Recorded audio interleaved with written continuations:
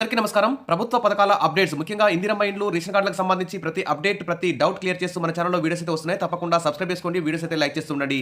గత 2 నెలల క్రితం తెలంగాణలో సమగ్ర కుటుంబ కులగణన సర్వే అయితే నిర్వహించడం జరిగింది. ఆ సర్వేలో ప్రజలందరి యొక్క ఆర్థిక, సామాజిక, విద్యా సంబంధించిన ప్రతి ఒక్క వివరాన్ని కూడా సేకరించడం జరిగింది. ఆ వివరాలన్నిటిని కూడా ఆన్‌లైన్ కూడా చేయడం జరిగింది.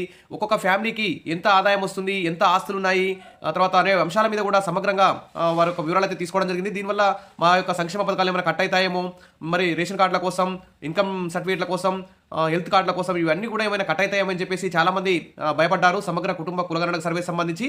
మరి ఇప్పటికే కొన్ని రేషన్ కార్డులకు సంబంధించి కానీ, ఇందిరమ్మ ఇళ్ళకి సంబంధించి కానీ కొంత సమాచారాన్ని అయితే సమగ్ర కుటుంబ సర్వే నుంచి కూడా ప్రభుత్వం అయితే తీసుకున్నట్టు తెలుస్తోంది. సరే, ఏది ఏమైనా దాదాపు తెలంగాణ రాష్ట్ర వ్యాప్తంగా ఇంకా 16 లక్షల మంది ఈ సమగ్ర కుటుంబ కులగణన సర్వేలో పాల్గొనలేదని, వారి యొక్క వివరాలు భయపడి చాలామంది ఇవ్వలేదని, అందుకోసమే మళ్ళీ కులగణన నిర్వహించాలని చెప్పి తెలంగాణ ప్రభుత్వం భావిస్తుంది. ఇక ఫిబ్రవరి 16 నుంచి 28 వరకు మళ్లీ విడత కులగణన చేస్తారు. వివరాలు ఇవ్వని వారికి మరోసారి అవకాశం కల్పించాలని నిర్ణయం తీసుకున్నారు. ఇక ఆన్లైన్లో కూడా ఈ సమగ్ర కుటుంబ కులగణన సర్వే చేయించుకోవచ్చు. ఇక టోల్ ఫ్రీ నెంబర్లు కూడా ఏర్పాటు చేస్తామని ప్రభుత్వం చెప్తుంది. ఇక ఎన్యూమరేటర్లను ఆల్రెడీ ఇంతకుముందు ఏ గ్రామంలో ఎవరు ఎన్యూమరేషన్ అంటే కులగణన సర్వే చేశారో వారికి మళ్ళీ విధులను అప్పగించే అవకాశం ఉంది. ఇక అదేవిధంగా సర్పంచ్ ఎన్నికలు, ఎంపీటీసీ, జెడ్పీటీసీ ఎన్నికలపై కూడా ఎన్నికల్లో బీసీలకు 42% రిజర్వేషన్ కల్పించాలని తెలంగాణ ప్రభుత్వం భావిస్తుంది.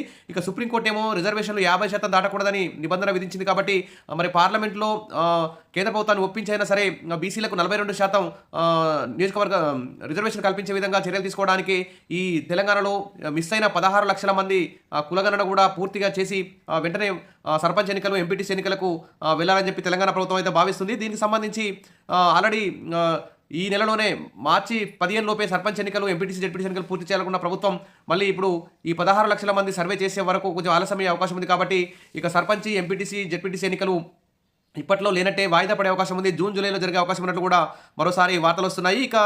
కాబట్టి ఇక్కడ చూస్తే మళ్ళీ సర్వే తెలంగాణలో మరోసారి కులగణన సర్వేలో పాల్గొనని వారి కోసం మరో అవకాశం అయితే ఇచ్చారు. 16 నుంచి 25 వరకు మరి మీ సర్వే అయితే చేస్తారు. మీరు ఆన్లైన్లో కూడా మీ యొక్క సమాచారాన్ని అందించవచ్చు. దీనికి సంబంధించి మీ అందరి కుటుంబ సభ్యుల ఆధార్ కార్డులు, రేషన్ కార్డులు, మీకు పట్టాదార్ పాస్బుక్ సంబంధించి ఎంత ల్యాండ్ ఉంటే అవన్నీ కూడా అందించాల్సి ఉంటుంది. తర్వాత మీకు బైక్ ఉందా, కారు ఉందా, ఫ్రిడ్జ్ ఉందా, టీవీ, ఈ విధంగా మీ యొక్క ఆస్తులు ఏంటి, మీ స్థిర చరాస్తులు అన్ని వివరాలు కూడా మళ్ళీ తీసుకుంటారు. దాదాపు 16 లక్షల మంది నుంచి ఈ సమాచారాన్ని తీసుకోవడానికి మళ్ళీ కులగణన అయితే చేస్తున్నారు. కాబట్టి ఉద్దేశపూర్వకంగా కొంతమంది వివరాలు ఇవ్వలేదు, కొంతమంది భయపడి వివరాలు ఇవ్వలేదు. కేసీఆర్, కేటీఆర్ లాంటి వాళ్ళు కూడా ఇప్పుడైనా డీటెయిల్స్ అందించి జనజీవన స్రవంతిలో కలవాలంటూ ఇక్కడ ప్రభుత్వం అయితే పేర్కొంటుంది. ఇక ఆన్లైన్లో కూడా సమగ్ర కుటుంబ సర్వే చేయించుకునే విధంగా చర్యలు తీసుకుంటున్నారు.